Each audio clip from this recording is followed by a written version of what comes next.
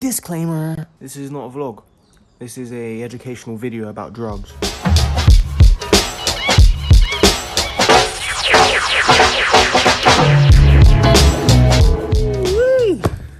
The sun is blessing us today. Welcome back to the channel, guys. I hope y'all have had a very blissful day in the human experience. And if you didn't, it's okay. You're here now, okay? So it's a safe space to just release, relax, and reflect.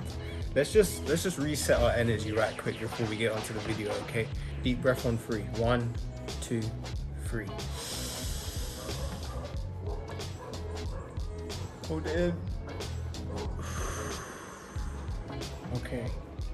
Let's talk about psychedelics. Little fun fact, actually, it's actually my favorite topic in all of spirituality. Like, it's up there with manifestation, parallel universes. In this video specifically, we're just going to be talking about what psychedelics are, what they do for the newbie trippers.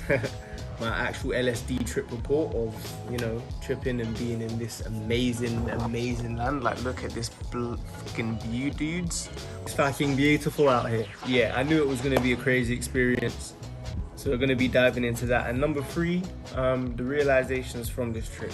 Because there's a trip and then there's always the lessons with the trip. Maybe not always, sometimes it's just an experience, but the lessons are what we need to integrate into sober life. So we'll get onto that. Disclaimer, before I go on, I have to preface this video by saying I don't condone the use of any illegal substances, even though, you know, the illegal substances are more likely to kill you than the stuff I'm talking about here. Scientifically, just pointing that out. Anyway, seriously, this is a strictly educational video to share my experience and insights. Just in case you intend on trying it yourself, I want you to do it in the safest possible way. You know, I feel like the black Casey Neistat right now, and I really fuck with these glasses because I can look at the sunset without it blinding my eyeballs out. As I was saying, I'm gonna leave all the deep information on psychedelics to Psych Substance. This man right here is he's the GOAT. He's the GOAT of psychonaut content here on the tube, and it feels wrong for me not to plug his amazing work. He's built a catalogue of videos that really delve into what it's like to be in a psychedelic headspace, and he just seems like a cool spirit as well. So yeah, be sure to check him out after you hear this fucking crazy trip story that I'm about to tell you. Okay, now that's all out of the way, let's get into the gritty stuff. Psychedelics work like this. They disassociate all of your old thoughts. They break your ego. They open up neuroplasticity in your brain, and neuroplasticity is your learning. It's how you know things work. So when this, then this. It's all the logical pathway in your brain. And it opens all of that up, so you no longer have the same associations of how life works and how you perceive and understand reality.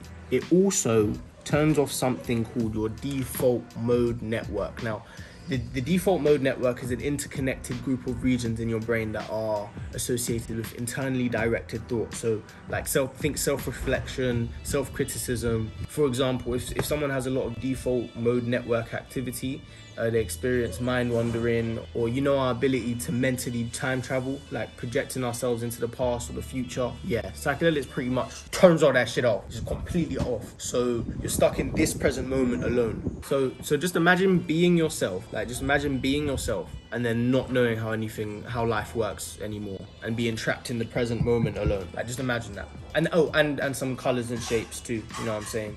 Sounds scary as shit, right? Yeah, I know. It can be. You see the energies of life. You feel, like, when you're on psychedelics, you feel the energies of life, and it breaks your expectations of the way things should be, which is your ego, and it shows you something new. It could be a savior for some and teach them a new way to feel and understand, and we can implement those lessons into our lives by practicing that new way of feeling and understanding out of the psychedelic headspace, so when you're sober.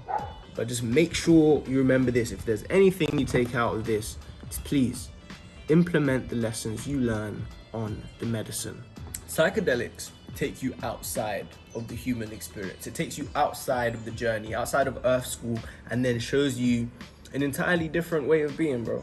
Some people can have a Messiah event, or like a spiritual / third eye awakening, like me, or some people can have a really, really rough time.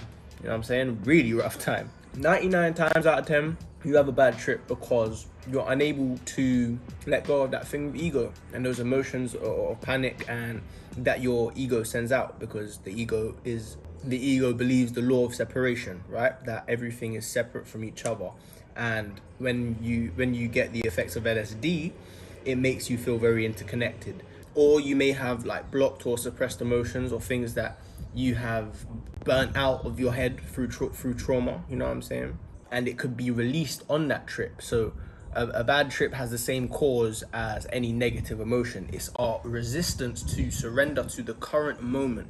That's all it is. You get lost in your own hell of negative thoughts and emotions, but sometimes that's what needs to happen. You know what I'm saying? And I know it's bad to say, oh, bad trips are good, but it's very beneficial long term for the majority of people. Unless it's a terror trip, but that's why you have trip killers, you know what I'm saying? What psychedelics do, they bring up the energies of all that old shit which you previously blocked out of your brain. They just open all of that up again, so the traumas can come to the surface and come the fuck out.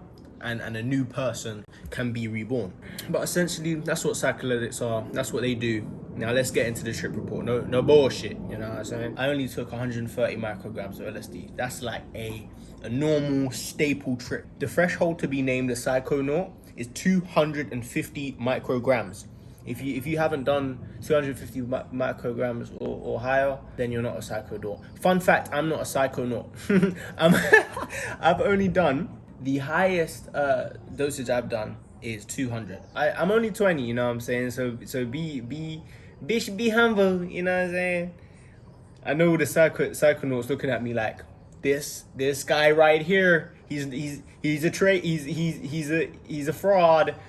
But no, bro, don't let anyone, because that is quite common in the psychedelic community, like this competitive nature of, oh, who can do the most sites, psychedelics can be very unpredictable, so it's important to listen to your gut when thinking about the dosage. Anyway, so remember how I told you guys the other day, I haven't vlogged in a while since coming here. Yeah, in that time, we decided to have a psychedelic experience, you know what I'm saying, right here in the Caribbean. Let me just show you guys real quick what the fuck the vibe is.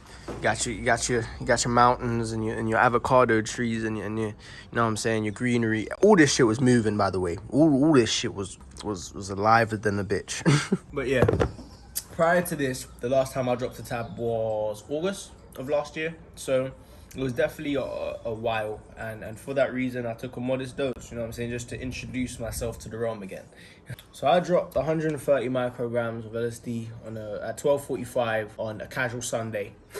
Told myself, think happy thoughts, and I set my intentions to simply enjoy the abundance of life around me. Like I just showed you guys, it's not like this in the UK, and I really missed this when I came back to the UK from St. Lucia a few months ago.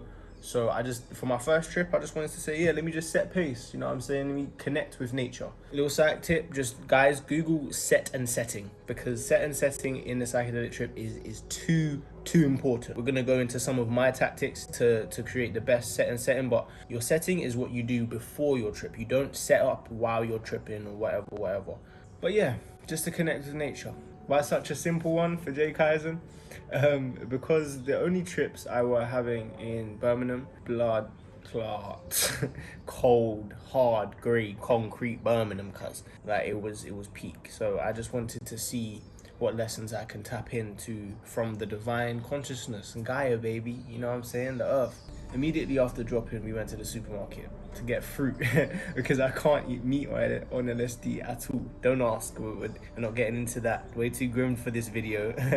Going out after dropping is not a good idea. Like it's not the smartest idea in the world, but it was justified because you need to have some sort of natural nutrients for your trip. It will definitely help, you know what I'm saying, if you get hungry. But I would like to point out here, I feel like nutrients and dietary setup is so important for the wellness of your trip. Like what I do is I usually fast before the trip and I have 4 magnesium tablets, you know what I'm saying? I told you, it's nature's chill pill, bro. But yeah, anyway, we go to the supermarket, I got the fruits and shit like that. By the time we started to come back, it started to kick in, you know what I'm saying? It started to kick in a little bit. We came back with the honeydew lemons and the watermelons and kiwi, shit like that. And now it's around 1:40. It's nearly an hour since we started to trip. It does not feel like an hour. And at this point, it was listen up. It's very important for me to put on music. It's very important for you to put on music. If you don't understand the importance of putting on music when tripping, it's literally the difference between an amazing trip and a bad trip. It's that real. Your brain is very suggestible on psychedelics, so you need to make sure that your environment is very, very good at reassuring you that it's okay and that everything is amazing in the present moment. Just so you know, when I say suggestible, I mean, this is just an example. Hearing a voice note on 2x speed and feeling very deep and sudden anxiety because you think someone is irritated with you just because it's on 2x speed. It's very suggestible. You just have to comfort your mind as much as possible.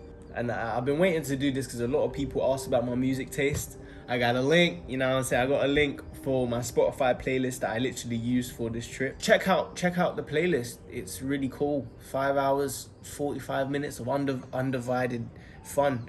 Now the normal trip lasts around 8 to 10 hours, but I like to say it's just like a full day of tripping bars, bro. Like a full day of tripping bars before you pass out. Hour 2. So at this point, this was coming up to 3 now. So hour 2, we did a tropical nature walk around our neighborhood. It's a very, very, very, very friendly neighborhood. No one's around like that. I knew I'd be safe. So we just walked up and there's a lot of nature surrounding this area. I just remember it raining, you know, and it felt so good on your skin. Felt so interconnected with the environment. I felt like there was like this bubble that was surrounding me at all times. And now in my sober state, I recognized it was just humidity of the environment. But it really did feel like I was encapsulated in this bubble of safety. It was like, nothing can get you. There's a really comforting energy on this island, man. And I just remember laughing my head off, bro. I remember laughing my head off at how fucking beautiful everything is. Yeah, I was laughing because the universe uses the same patterns of creation for life. Veins in leaves, veins in us, veins. We use veins in our cities as, like, for example, if you look at a map, main roads, streets, it all looks like capillaries, veins and arteries, you know what I'm saying? Tree stumps look like fingerprints, bro. Your crown spirals like the observable universe. Like, look at the observable universe and look at your crown, like on here, on your head, and it looks the same. It will have the same pattern of creation. And what that is that's the law of correspondence at play. So as above, so below. The macrocosm and the microcosm are reflections of each other. And after getting back home from that and just like realizing that I completely lost track of time, bro. Like LSD just took me. LSD exposes time as nothing but a concept, bro. Like basically for the whole trip, I was mesmerized by nature and how obviously similar we are, and we're guided by the same laws of nature. I'll touch briefly on natural law in the realizations section, but yeah, I remember that very vividly. And then it happened, the pinnacle of the trip. The universe gifted my eyes crazy sunset. It was like the universe was saying, look at how beautiful you are, man. This is you, bitch. Look how divine everything is, like just like you. As above, so below. If this is beautiful, then you are too. Do you know what I'm saying? On the inside. And it was like in my head, something was telling me, like in that moment, this is what you're here to do. Just to soak in every moment of it, every minute of it, and live sharing this beautiful experience with other like-minded people that are on what you're about. Do you know what I'm saying? And even the people that aren't on what you're about, experiencing those people, that's a way to broaden your soul's intelligence and your soul's consciousness. So there's really no losing in this life. That's literally how I was feeling in this trip. That's when I had the mind-shattering realization. That mind-shattering realization that you're just not losing. Like, for yourself to fully appreciate a moment, like, oh, this video is good, or oh, look how pretty the sunset is, but mine and your experience right now. And in order for you to fully appreciate that moment, you have to give appreciation to all the previous situations that you were in, good or bad, because they all led up to this moment. They all had to happen to get you to the point that you're joyous about. So recognize that you're in the present moment and develop that what I like to call a morphety mindset. It's a morphety mindset. I think it's in Latin and it means the lover of fate mindset. Cultivating a deep joy for whatever comes your way, because life has its ups and downs. Some downs create ups, some ups create downs. You never know. You know what I'm saying? The law of rhythm, everything flows out and in. Everything has its tides. It's all gonna be okay. It's just the swings of life. You know what I'm saying? All things rise and fall. And how I see it, we all abide by the laws of nature, by natural law, whether we like it or not. You know what I'm saying? Whether we want to or not, we can either flow with it or resist it and get pushed by its current anyway. So, amor fati for an amazing trip. Just remember that, love or fate. So yeah, that was essentially everything I can remember from my actual trip. I'm gonna finish this mango and then we're gonna get onto the realization. So, realizations from this trip. In this part of the video, we're gonna unpack all of the downloads that I received on this trip, and there's really two main ones, and they're really big ones, to be fair. Number one is the principles of natural law. This trip basically solidified how I understand and practice spirituality. You know what I'm saying? Before this point, I was still in my question everything phase, like for the most part. I still had my angel numbers and meditation, and I liked ideas from an observation point of view and experimented with different spiritual concepts like sun gazing and stuff like that.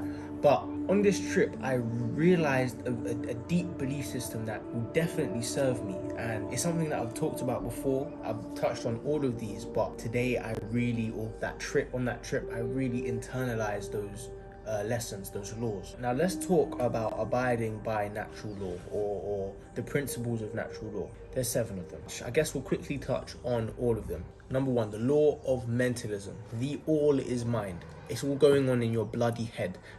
Basically, the universe is mental. Thoughts lead to manifestation of things and events. Thoughts create our state of existence and the quality of our experience here on earth. That's what the law of mentalism basically is. So be responsible for everything you create by being responsible for everything that you think. And I know that last line is a little bit misleading because you're like, oh, I can't control what I think or my thoughts, but you can though. Like I said, meditation is mind control. So if you're not meditating in 2022, it's okay. I'll still allow you until I drop the vlog on meditation. All right, cool. So yes, number 1, law of mentalism, very big one. We are all connected. Number 2, the law of correspondence. So this is what I was talking about before. As above, so below.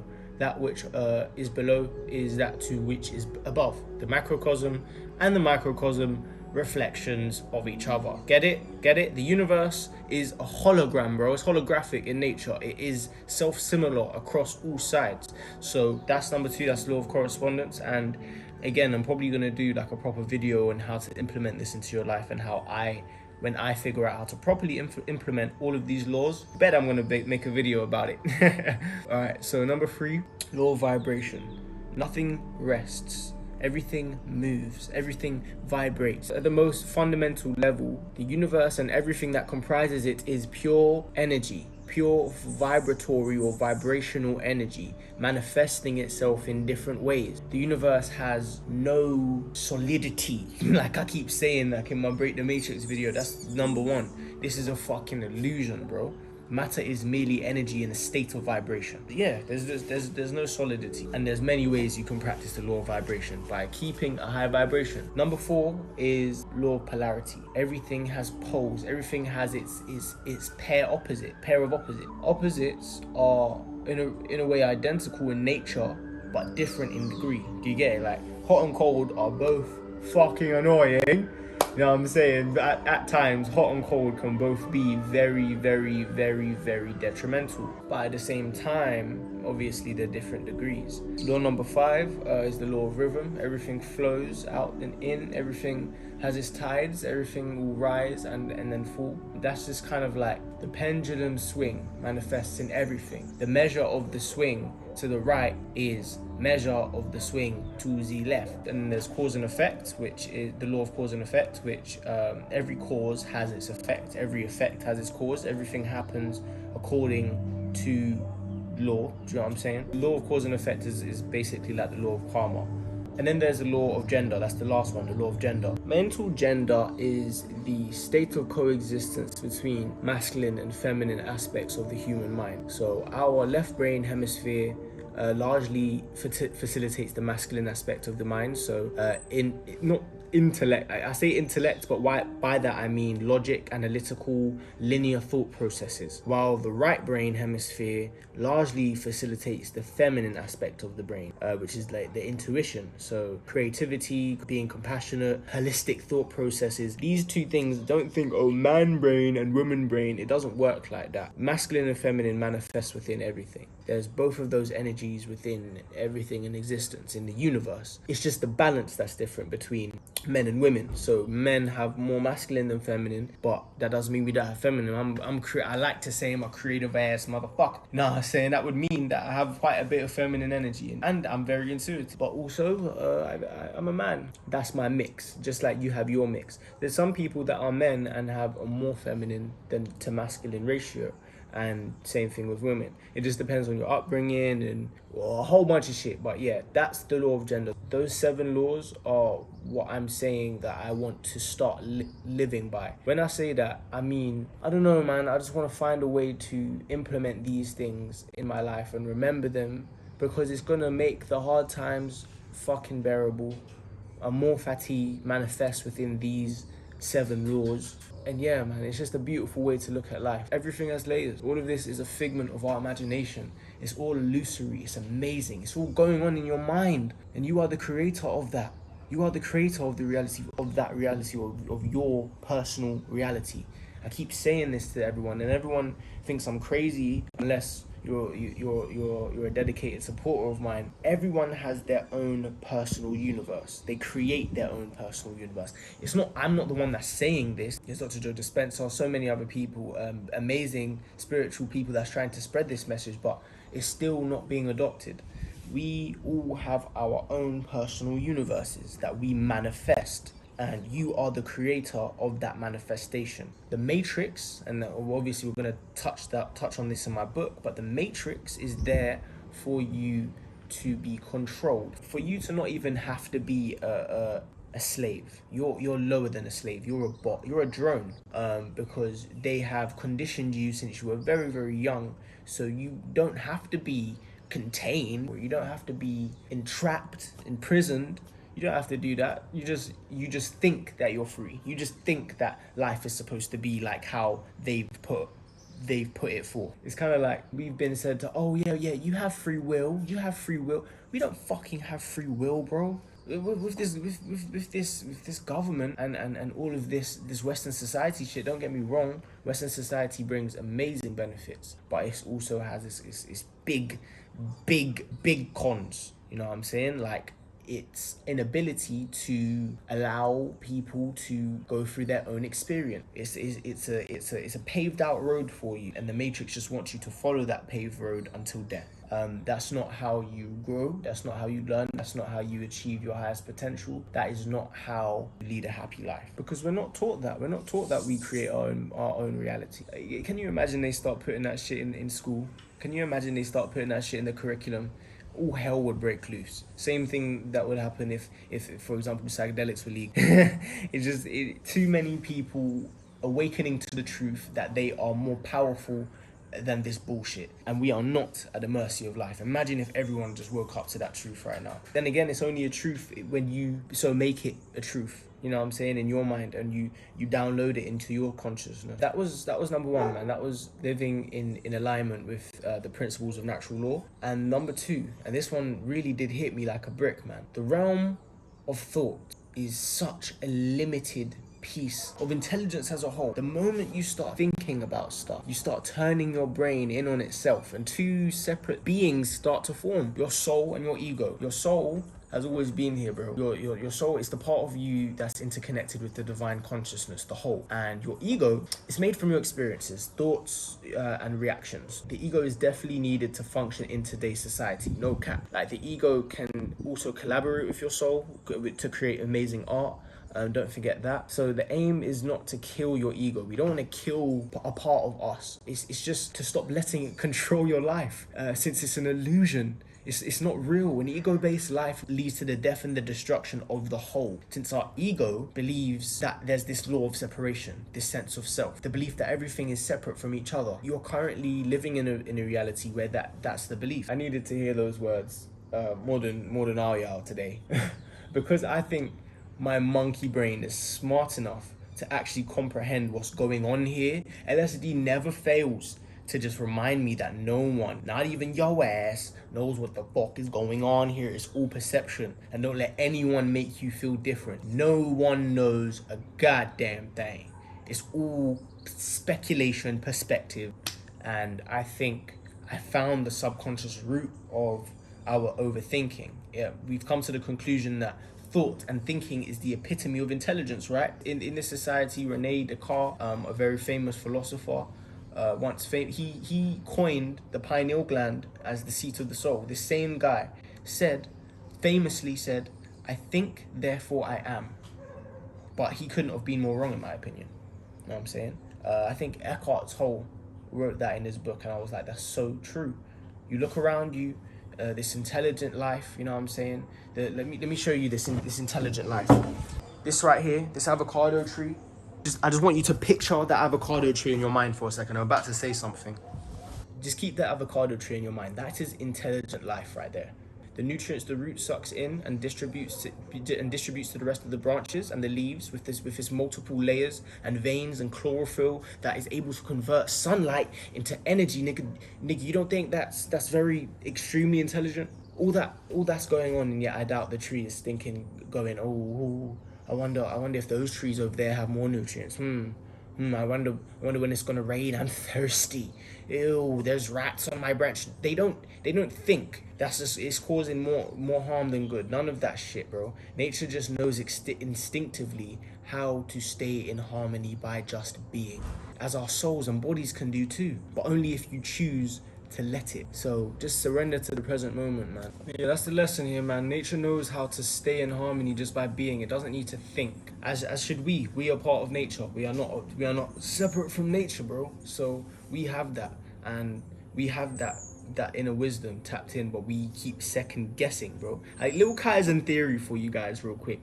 I think our ability to think stops us from tapping into ancestral wisdom locked in our motherfucking genes. I think of animals as an example. Any animal, they live in line with natural law, but us, with our thinking, allows us to have free will and second guess that initial thought or that initial action that came up for you to do it. Is coming from somewhere. That must be a learned behavior, just like how babies know to feed and suckle on a breast. They just know, you know what I'm saying? There's just things we know. Guys, this was a juicy one, man. This is the end of this video. If you're still here, thank you so much for watching till the end of the video. Like, this is our 10th daily vlog, and I won't lie, it's really hard. It's really hard trying to stay in balance with research and writing for the book. But up until this moment, so up until right now, the daily vlog is coming off first priority for the book. I'm sorry, guys. I'm sorry. I had to do it. I'll still be making vlogs, but they'll just be probably a little bit shorter, and I'm able to give my main essence to my masterpiece that I'm trying to create, my book about breaking the matrix. So yeah, man, I'm working really hard. You gotta know that, man. And I just hope that you're okay. I hope this video really opened your mind to the realm of psychedelics and the realm of life, to be fair, because that's what psychedelics does to you. So this was an amazing video to shoot, and just while looking at this as well, make sure you comment if you love the glasses, and yeah, I'll see you guys tomorrow, where I'm doing a morning routine. I'm finally getting my morning routine in place. See you guys tomorrow. Kaizen out, baby.